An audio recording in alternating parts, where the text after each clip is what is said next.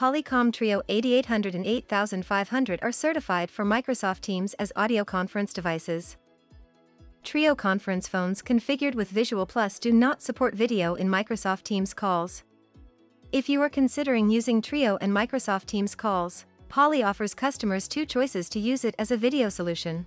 One way is through the Real Connect video interoperability solution for Microsoft Teams, where Trio connects to a cloud-hosted video interoperability service to connect to Teams from video calls using SIP.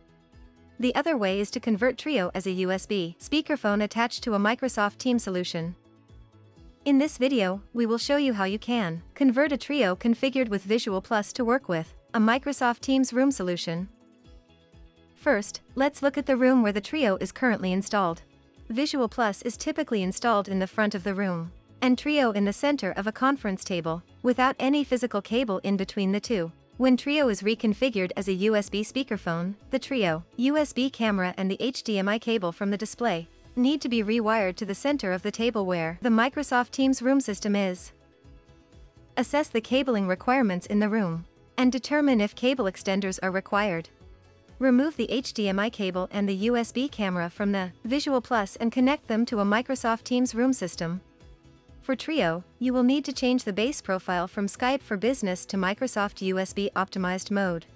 There are a few ways to change the base profile, described in the Trio Administrator Guide.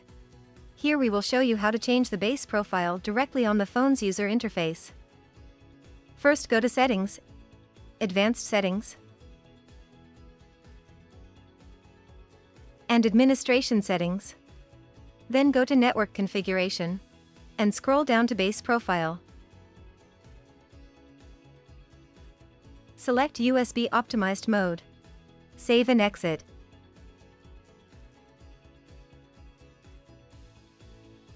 The phone will reboot in USB Optimized mode.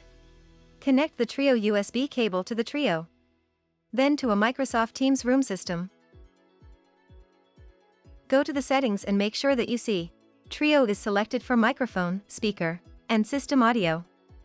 Make a test call from the system to ensure that video and audio are working fine. Now the setup is complete.